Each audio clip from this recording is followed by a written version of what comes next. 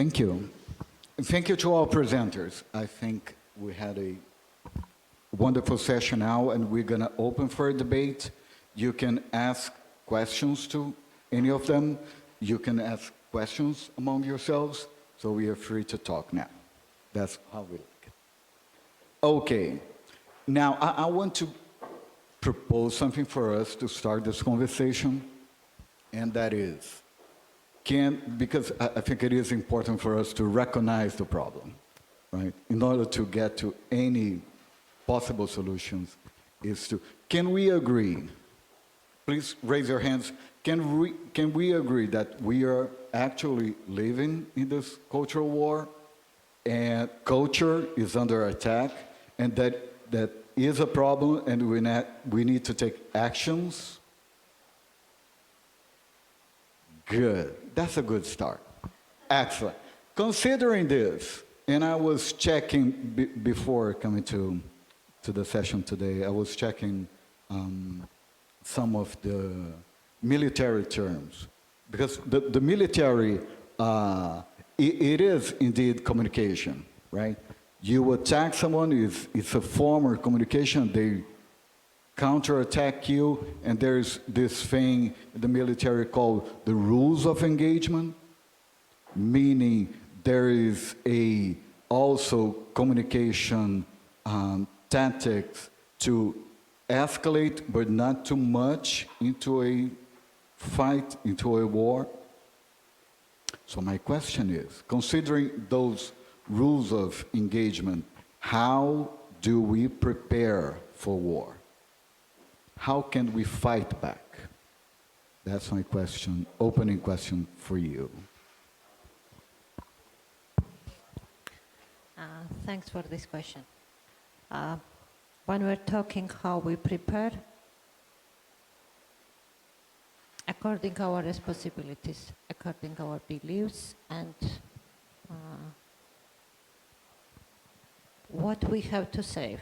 This is the main question for this answer, I can say. If we are discussing, we have to save ourselves for what? This is most important. If we are discussing that we have to save ourselves for future, I'm speaking now according to Georgia's situation, because my country many times was in the terms when it was even prohibited to speak in Georgian languages. Even it was prohibited to write in Georgian languages. But now I don't know really. Every day I'm coming here, and the previous conference, every night I'm going out. I watch my students, my kids, my friends, my colleagues, and I know that I have to stay with the people I believe, the people they would like to live in the state.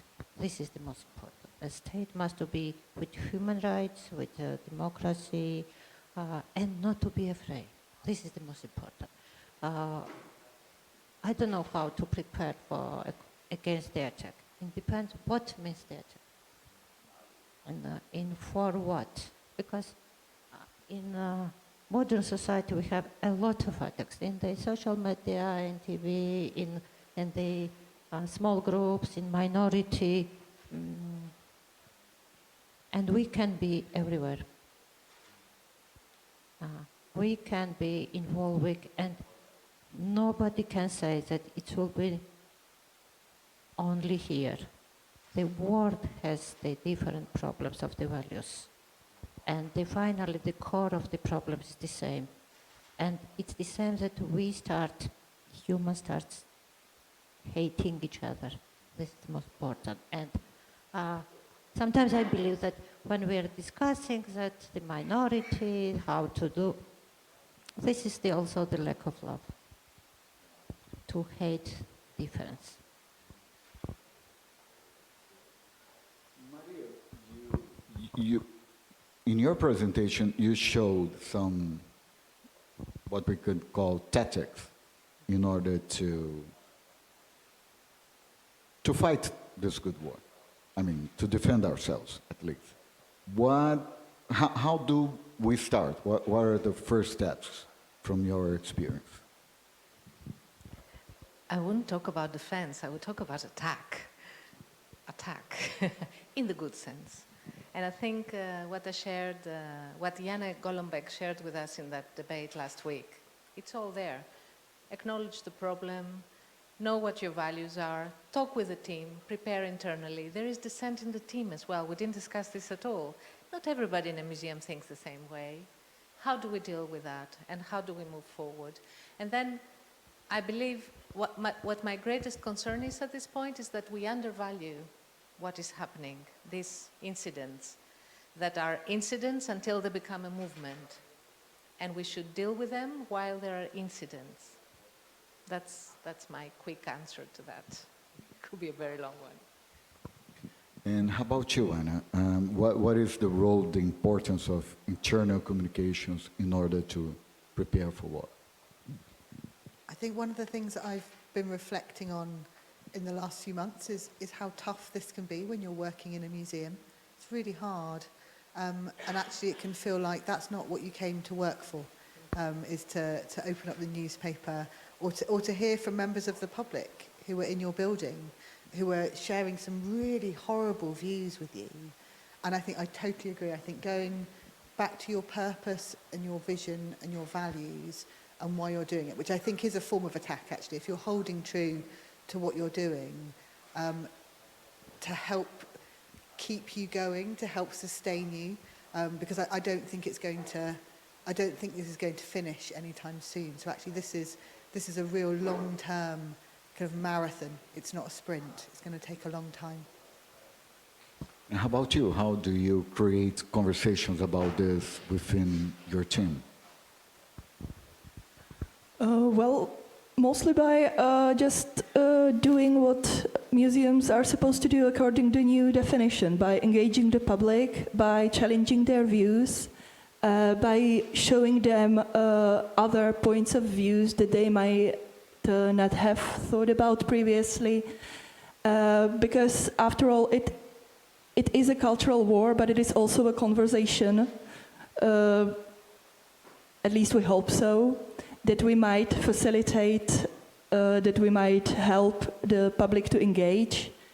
And unfortunately, it does come with attacks that from the parts of society that are not interested in engaging a conversation. But I think that museums, unfortunately, have no power to change the political situation or to change the entire society. So I feel like our role in this is to just do what we do and do it the best way we can. But one thing that really puzzles me is that considering Museums Union as a brilliant idea, is that the right wing, those who are attacking culture, they are well organized, they are well funded, and they can really create a mass movement against a single target, like the example that you brought of libraries in America. That doesn't happen by chance. It's a organized movement against a specific point. How can we get organized? What are the toolkits that we have to organize ourselves in order to be strong enough to, if not to attack, which I totally agree we should, but at least to better defend ourselves? According to this, I will tell the one story. From 2017, we start to open new line in the social media. This is our social media page, the Tbilisi Museums Union, and there are daily posts we have through history. The different directions we have. The one of the important, it is day of the history, and the importance of the day. It is the current situation. And when it starts the war in Ukraine, we try to find out all the letters, newspapers, and the materials in our collection connected to Ukraine through Ilya Giorgi and Maria Kostava. And we start to show that even from 19th century, during the empire time, it was dangerous not only in Georgia, in all over the former Soviet Union. And we start to, because in Georgia, the Maria Kostava is one of the important names, one of the heroes, one of the, even the, he's a modern person. He died at just, many people in this hall, they are my colleagues, they remember him personally. So this is very, very, very new person. And even the people they was against, they was supporting, and we have unfortunately this kind of people in our society that supporting the Putin's ruling and the war, unfortunately. But even for them, it was something they attacking, that how we try to make some changes, some sense of the new values, that the war is bad. Not the Museum Union said, not the somebody says in the TV, the politicians and humans, Maria Kostava said. It was important. And for this, that we're using our social media to have totally different way and to have some bridge to bring them in museum and to show the way really we are talking about against the war, against the human rights, the policy, the minority, even when we make one night, the tango night in Ilya Giorgi Museum, the Memorial Museum, Sense Museum, almost small war in Tbilisi in one night in newspapers, social media, it was the bombing really. But all the time I say, are you sure that he never was dancing tango?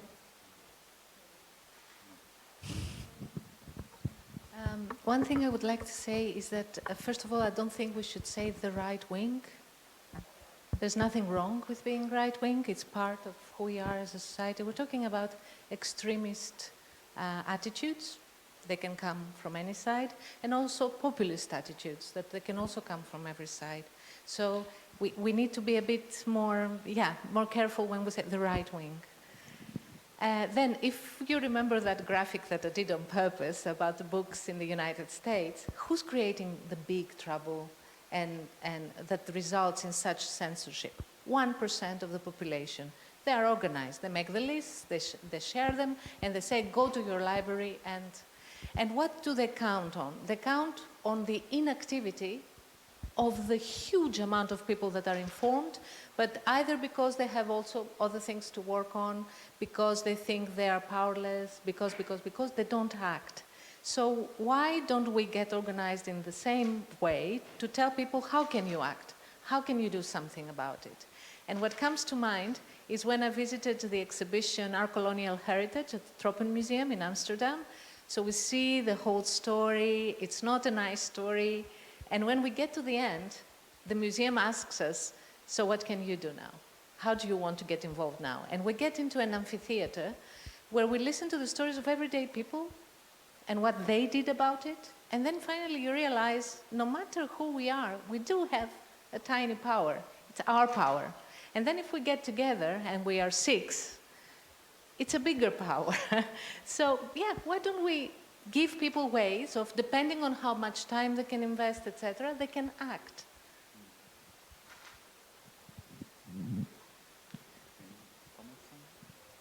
I so agree, and I think there's something about timing and confidence, and quite often what I notice is it feels like the opposition, whoever they are first, and they are really confident. They have been organised, they've decided which books to ban, which museum to protest, which event they want to cancel, but that isn't just their privilege. And actually I think being able to go, to think ahead, so you are really putting your message out as strongly as you can. If you've decided to take the risk, I think that often happens, people go, oh, this is quite risky, so I'll do something in a half-hearted way, or I'll do something quietly and hope for the best. And actually, I think if someone's going to criticize you, they're going to criticize you. So you might as well say it with your whole chest and then be ready for the criticism. Because as soon as that criticism comes, you want to be ready. If you have agreed you're going to respond fast. Because otherwise you just won't get your message out in time. Any questions from the audience? Oh, I like that. Thank you to all of the presenters for casting a wide vision for what is possible for us all. Maria, I think what you're describing is the failure of liberal democracy to abide by its professed values, but my question is a general one for the panel.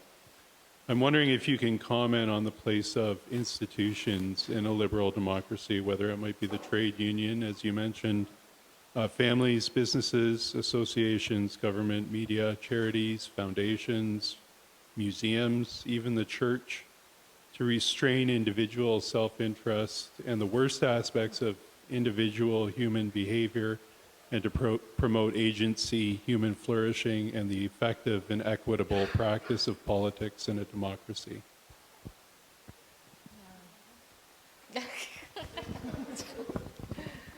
Well, individualism is a huge problem at this moment, and there is a part of the political spectrum that is investing on it. The story I shared about this retired worker who went to speak to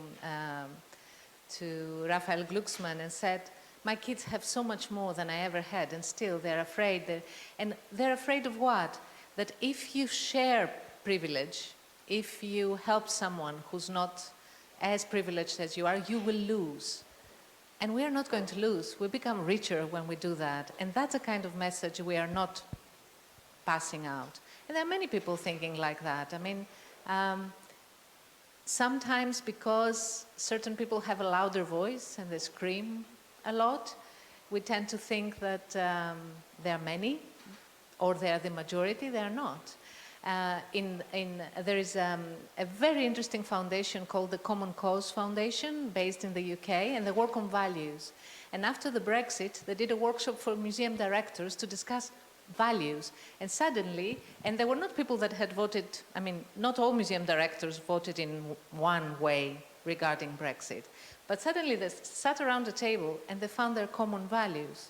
And if we discuss humanity, if we discuss opportunity in life, if we discuss being able to dream, I don't think the majority of people would be so much against each other. They would probably feel they have something in common.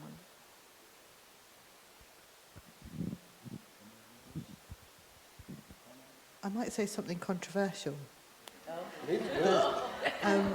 So, I don't think museums always have to be democratic spaces, by which I mean you don't always have to use your spaces to give equal voice to everyone. And what that means is really powerful story that you were sharing about sharing marginalized or minoritized voices, and that sharing of different perspectives. I think those institutions have a responsibility to do that. So you don't have to listen to the loudest voices or the biggest groups who are on your doorstep. And to do that sometimes feels quite difficult because we want to serve our public, we want to serve our audience, but actually every decision we make in a museum, every decision we make in our communications is a choice. And we can choose to amplify a majority voice, or we can diversify and invite people who might not have been part of a traditional narrative to have more of a platform. And I think that's where I think institutions have a real responsibility to be doing that.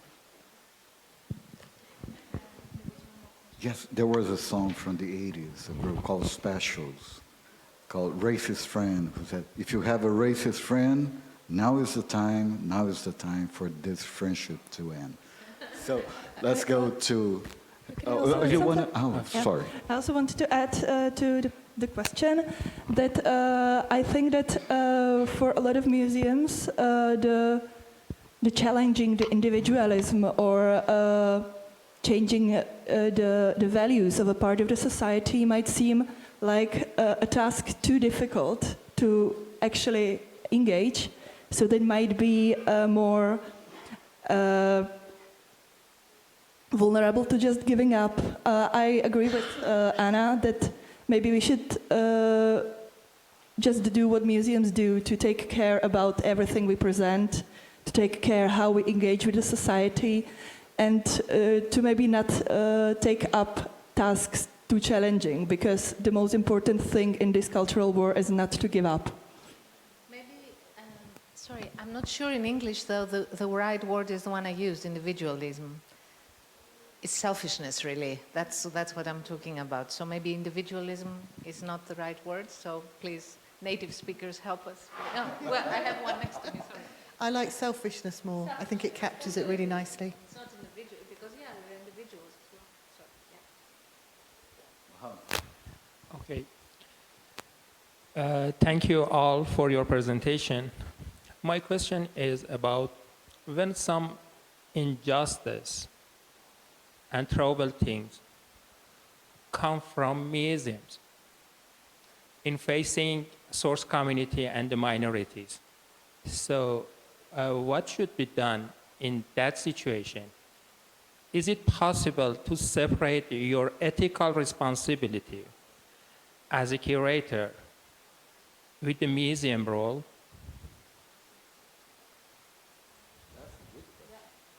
Yeah, thank you. Can I ask a question back, Mohammed? So you're saying if there's a part of your museum's work that is in itself unethical? Yeah, or injustice things or misinterpretation about the source community, or something that you can see there is a conflict between cultures in the museum, that the hegemony narratives wants to say some things that is not matched with the community narratives. Yeah, related to the collection that came from the community to the museum. Yeah. If it's helpful, I can talk about Wellcome Collection, which has a deeply problematic past. So Henry Wellcome was a big buyer of objects. He bought objects from around the world, many spiritual or anthropological objects that no one would collect in that way now. It's really difficult. They've been dispersed around the world, so we don't know where all of them are. And in a way, they are the easiest stories for us to unpack because it happened a long time ago. It happened 100, 150 years ago. And I think institutions are feeling more comfortable to acknowledge that because it feels quite in the distant past. Wellcome Collection also has a number of objects that relate to HIV and AIDS activism. And Wellcome was involved in funding some very controversial medications for AIDS patients in the 80s. That is much more difficult for us to engage with because it feels really close. I think the answer to both is the same. I think we need to open up our collections and invite people in and share with us what is difficult about that, how might we reinterpret those objects or those collections with their input, and sometimes what objects might we want to give back to the source communities because it's not right for us to have them anymore. From the National Museum in Prague, I would also mention an example. I was talking about the permanent exhibition history of the 20th century, which has been very sharply criticized because of objects related to national minorities, which were missing.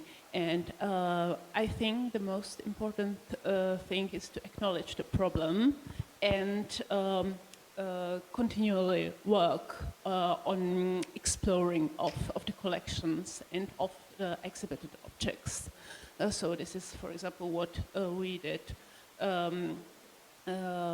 in case of queer history. So we acknowledge we don't have such objects in our collection, so we ask other museums, other organizations to borrow us some, and we are still actively searching and exploring our collections and also the programs we offer. Can I add something quickly, because I know there's one more question. I think we have a big problem in terms of management in museums. We talk a lot about our mission, but we don't know what it is. And we tend to confuse mission with what we do. If you ask most museums, what is your mission? The answer will be to collect, preserve, exhibit, interpret, and that's not the mission. So that's one problem. And the way we're not clear about our mission, we're really also not clear about our values. I was in a conference recently, many colleagues in the panels referred, our mission is, our values, and I went to check on their website and there was no mention of that. And if there's no mention on their website, it's probably because also internally they never discussed them. So you posed also the problem, how can I as an individual and my ethic principles can sometimes be in confrontation with what the museum does. And I think that's one more reason for museums to be clear about what the mission and values are. So that also a young person, I'm talking about young people now who might, they know who they're going to work for and with. And young people today are more interested in that. They don't make concessions that we used to make, perhaps.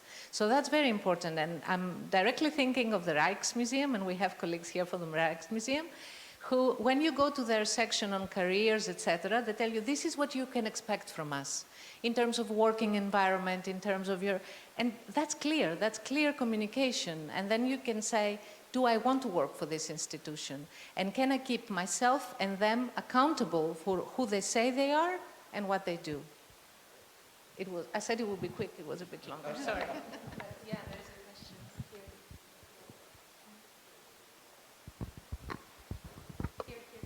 here. Before you make your question, I just want to know, because I'm going to make a question to Anna D'Antoni, who is right there, and also Deborah. Who else is working or engaged with fundraising? Nobody in the room? Okay. You, of course. Your question? Thank you. I would like to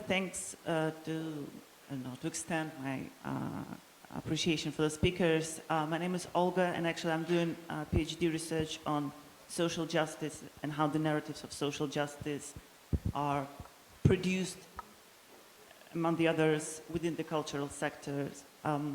So I have a question that it was partially tackled from some presentations, but I would like to specify more. When we're talking in terms of wars and attacking and defending and avoiding dialogue with certain speakers we're not agree with, I'm more interested in like diplomatic tactics to those not who lead but who are led, and those audience who can be win over due to, I don't know, some negotiations, more trickier approaches of tackling some question, etc. So I would like to hear your opinions and thoughts and maybe some experience on how museums and museum teams are dealing with those who are maybe very vocal about their disagreements with like pro-democratic agenda, etc., but who are not the leaders, but who are those who are definitely led due to lack of experience, lack of knowledges, I don't know, being more sensitive to propaganda, etc. So how do you deal with those audiences? Thank you. I think it's important to... Say something before, sorry. just a quick thing before we answer. My view is not, I don't talk to those who have a different opinion. That's not the thing.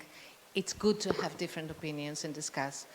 My conclusion at this point is I don't want to lose any more time with those who don't respect the law. It's basic, the law. Hate speech is a crime. If somebody comes and interrupts a book launch with these kind of speeches, I don't want to engage in dialogue. I call the police and say, please take them. Just to specify this.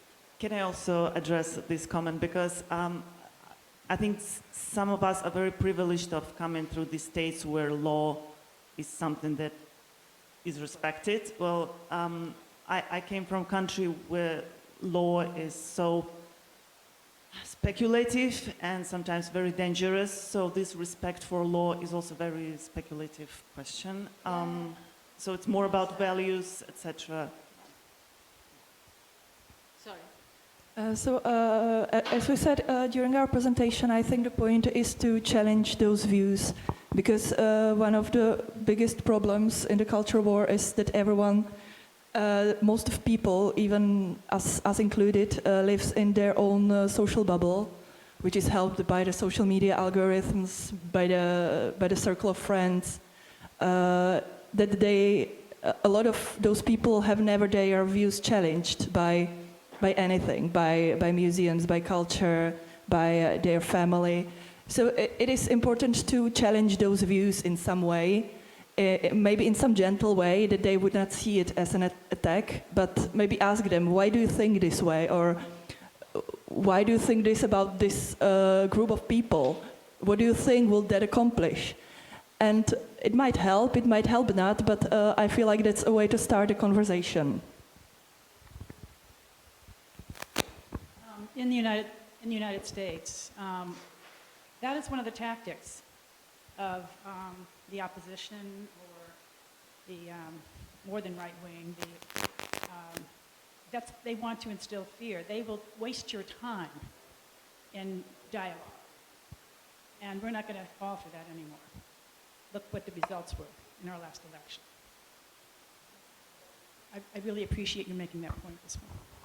If it's helpful from a really practical kind of tactics point of view, so my social media team have a really practical list of things that they do when we get criticism that I would define as if it's either illegal or it's abusive or it's in bad faith.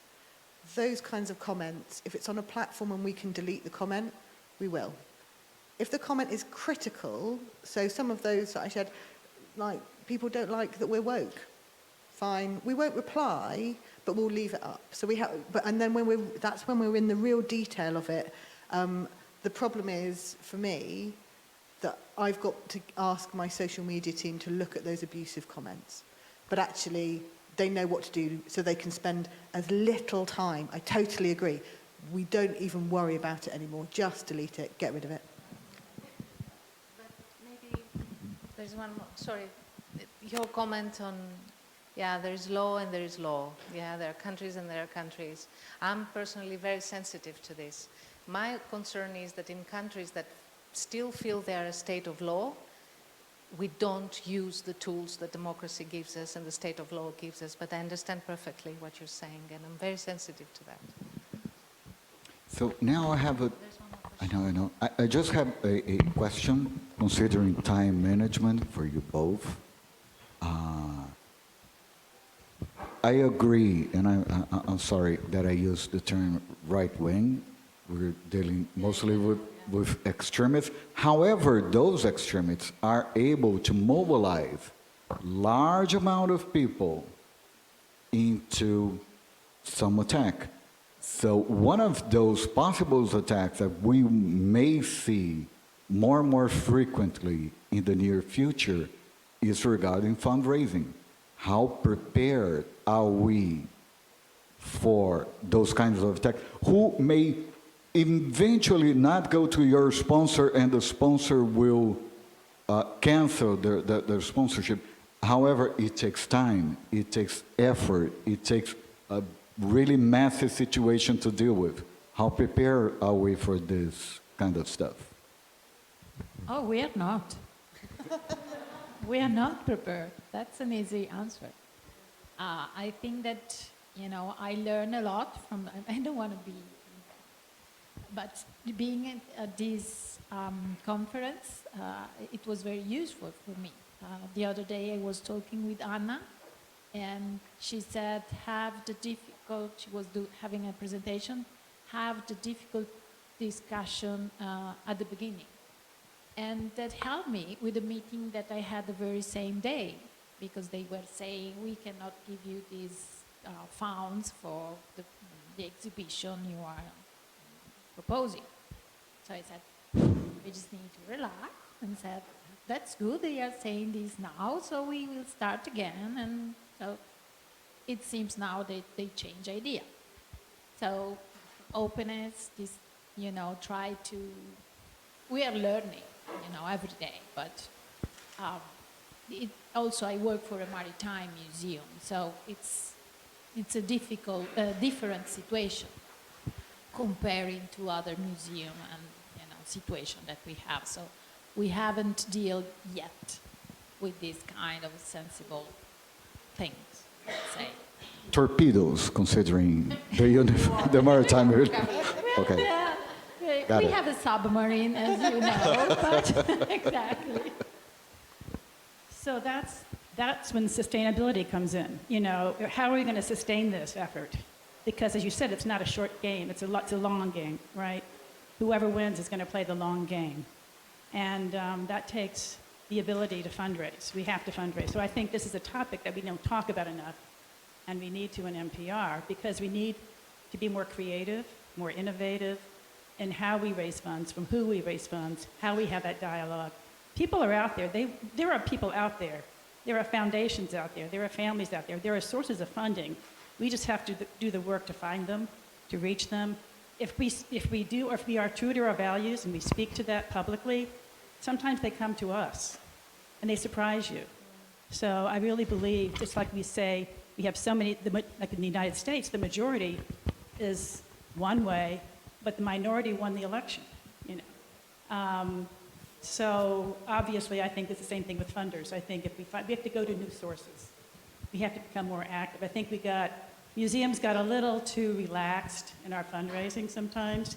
We were going to the same corporations, because we had a comfortable relationship. So now we have to form new relationships. But it's a good theme, and I think we need to address it. Thank you. Yes, I also wanted to reflect on this session. Maybe I'm taking a little bit on a different way now, but when we are talking, and I'm not addressing to fundraising, but when we are talking about being prepared for crises and for the wars, I think that there comes also some inner force that drives you in a certain situation. And you can never be prepared for some things. And I would say, and I personally thank you all for very inspiring and interesting presentations, but I would reflect on what Nini's presentation was about. And she in the beginning mentioned that even till today morning, she was not sure how her presentation will go and what she would talk about, whether she would be addressing us as a director or not. So, and I really wanted to underline this because Nini and her museum have been together with NPR since the very first day of having the idea of having the conference in Georgia. And despite all these difficulties that Georgia is going through, and Nini's museum with its I think the most important values that the Georgian Democratic Republic was built on and is sustained, undergone through she as a director, as a person, and as a leader of the wonderful team. It was totally incredible how calmly, with such a dignity, she passed this way with us. And she was so helpful in every way, and she supported. And I would say that this conference wouldn't be possible without Tbilisi Museums Union support. So having this war in parallel and being so calm and doing everything so gracefully and with such a dignity that none of our international guests, or maybe even our international members from NPR, has felt this tension. I think that's also how you completely align with the mission of your museum and your union, and how you can really, when she was mentioning about her responsibility that she also feels by being a representative of Ilia Giorgi and Merab Ostava and all those wonderful people about whom I cannot talk really calmly, because that's who we are today, how she handled this. So thank you for that. Thank you very much for all your support. And I think when we are talking about being prepared, we are not being, it is impossible sometimes to be prepared, like lay out the plan and follow this plan. It's those small decisions that almost come subconsciously sometimes, and it's very instinctive, but the values that are very deeply rooted in yourself, they give this impulse, and in the right moment you act, you do the right things. So that was something that I wanted to say about this cultural wars, and also to add that usually wars are cultural, and every war is based on the cultural values, and the first thing usually aggressors attack is culture, and that's what happened to Georgia. So yeah, that's my comment and reflection to everything, and thank you very much. Thank you, Nadia. It's very important to mention now that the problem it is not that I will be director or not.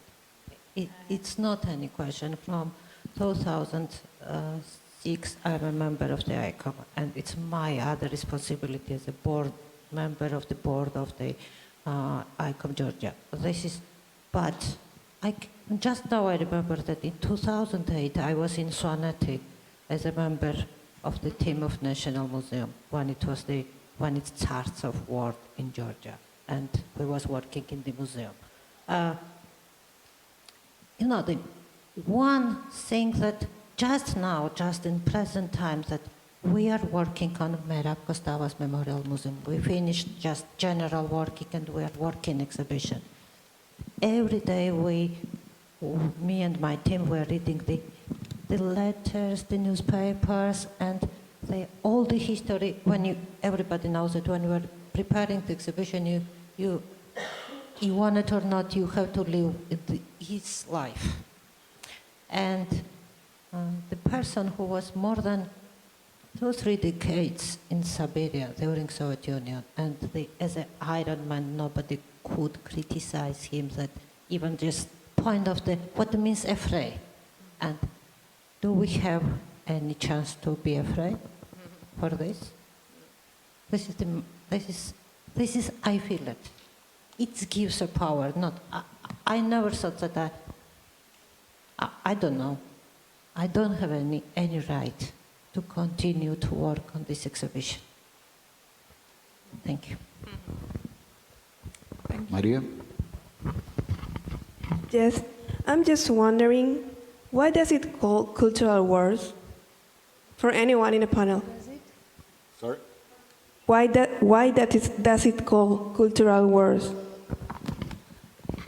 She came with So, why is it called culture wars? There's some really, I'm going to slightly dodge the question, but there is some very interesting research that King's College London did looking into the history of the term. And I think in the kind of 2010, 2015, the term explodes. So before then, people are kind of using it, and then it just is everywhere. So they looked at how many media articles it appears in. So I think it's just something that has captured particularly journalists' imagination. And I think that's the same with woke. I think the word woke, 10 years ago, just meant if you were woke, you were interested in social justice. And it's so quickly gone from something positive to something that you can use as an insult. I think why it's sticky and why it's attractive is I think it kind of works. It's capturing something that we're all talking about, this sense of opposition and going into battle, and something violent that people who are doing the attacking and attacking culture are quite enjoying. It works for us in a way because I think it's a kind of galvanizing shorthand, which is why I used it for the title. I think people kind of know what it is, which gives it a stickiness. I don't love it. I think it's kind of unhelpful particularly because it suggests a time-limited nature. It feels like we're in the culture wars, and then one day we'll wake up, and hopefully we'll win. I don't think we're going to win. I think we're going to have to run this out.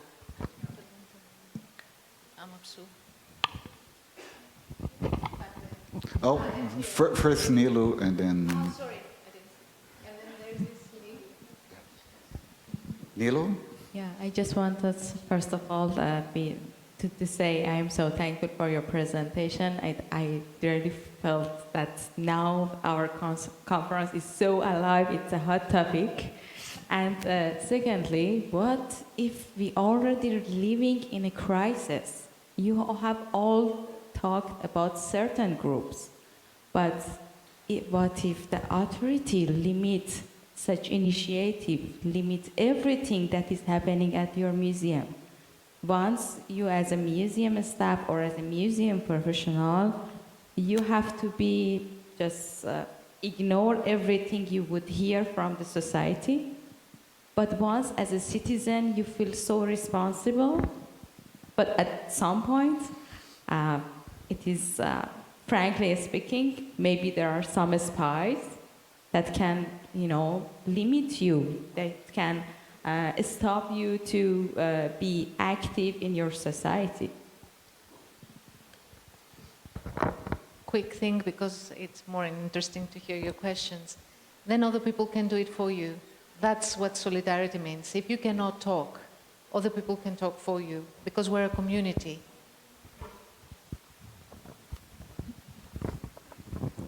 Yeah, I have one question from the Rijksmuseum.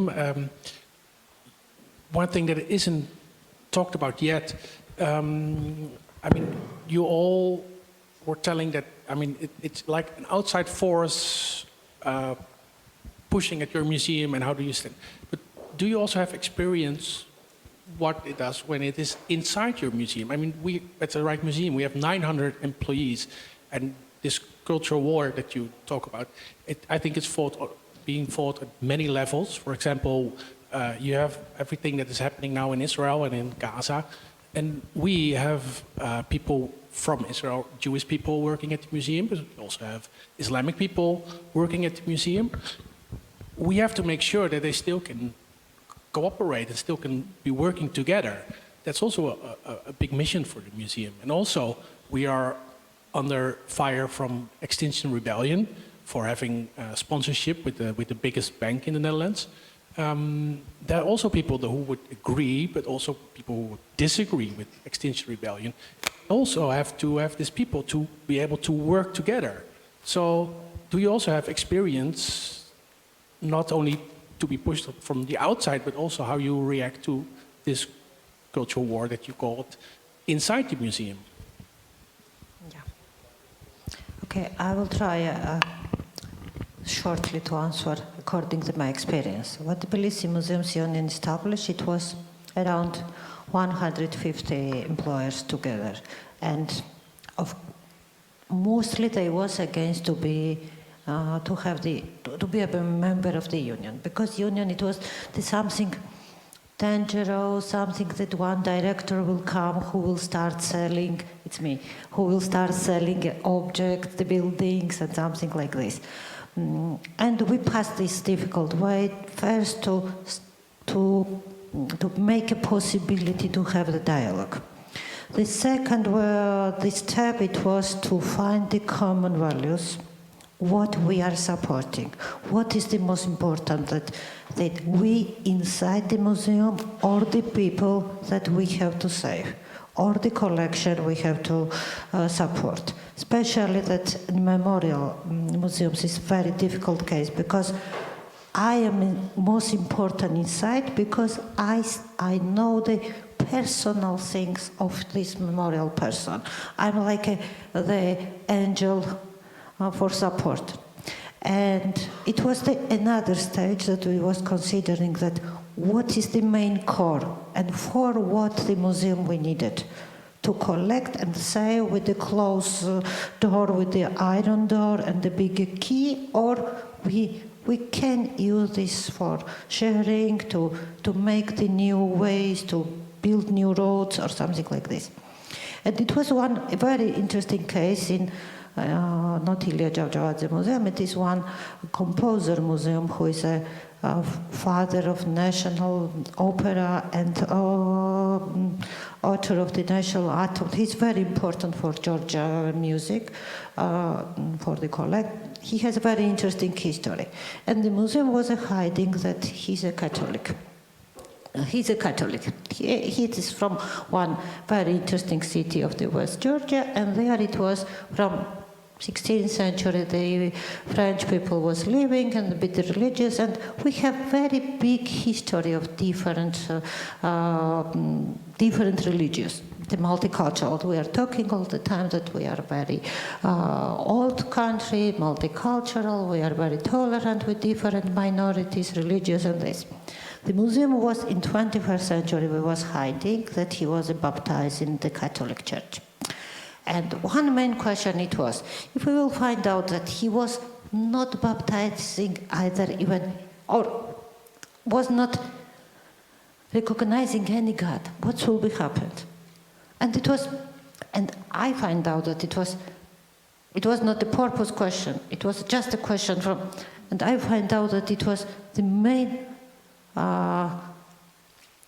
opening, because we could not find the answer. If his importance will change with this beliefs or attitude or taste or something like this. And once by one we start discussing about, not about that he was from the Catholic family, finally that we find out in the storage, in our collection, that he's only one person who was playing in the Catholic Church in 1936. And it's become one of the most important inspired examples for supporting friends with these beliefs. And many times I was thinking in our museums that problem it is because it was prohibited, and problem it was because we forgetting to discuss about this. And one by one, I can believe now, I can trust you that the problem it is with we never was talking about. And the generation to generation goes that it's prohibited. And nobody asking why. Thank you. Anybody else want to comment on? Yes. Go, Marina. Okay, my name is Marina. I'm from Ukrainian Museum, and I just wanted to thank all our speakers for this section, because it was really a great section and a meaningful discussion. And especially I want to thank Maria, our first speaker.